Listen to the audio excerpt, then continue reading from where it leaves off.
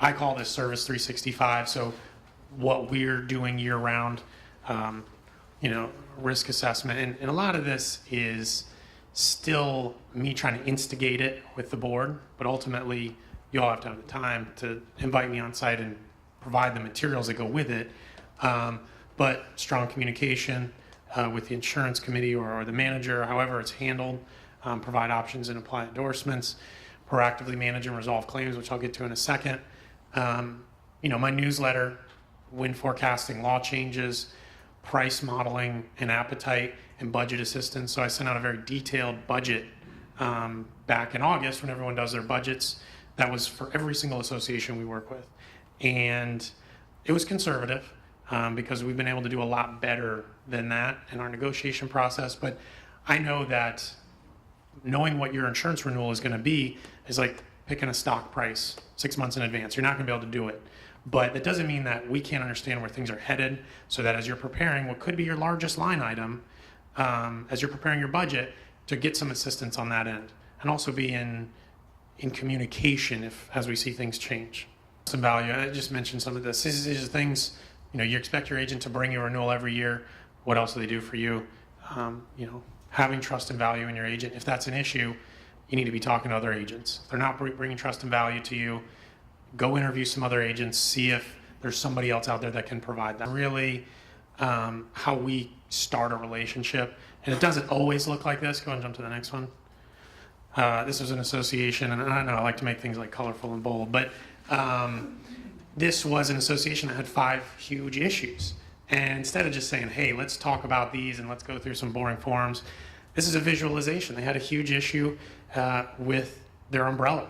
It was just, they could have been doing a lot better for a small difference in premium. They had some valuations on the flood that were way out of whack, leaving them hugely underinsured. Their crime policy was ignored for 3 or 4 years, way out of whack with statute. They had an exposure with their workers' comp. They had a lawn maintenance company that was in a PEO, leasing arrangement. Leasing arrangements are very different than a workers' comp policy in that an individual has to be signed up by the PEO, maybe they have to receive their first paycheck in order to actually be insured. So you have exposures from these leasing companies that could fall back onto the association. So you may work with a lawn maintenance company or a tree trimmer that has this, and you can be provided some protection if you have an if any policy. Analysis that I did, they had basic form, moved from citizens to heritage, and these were the issues that they were presented with.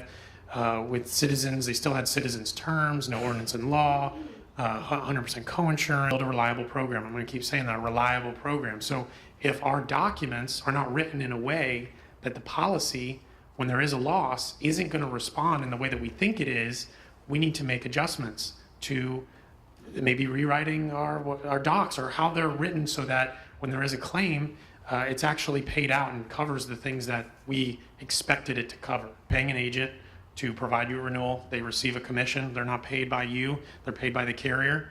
But what else are they doing for you to assist and create value in your association? Hopefully they're being a risk manager. So do they provide a proposal or coverage comparison? That's great.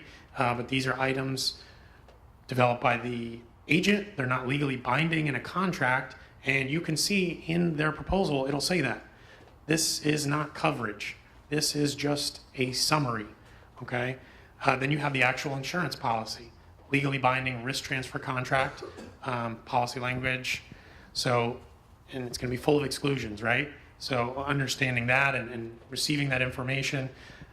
Who reads it?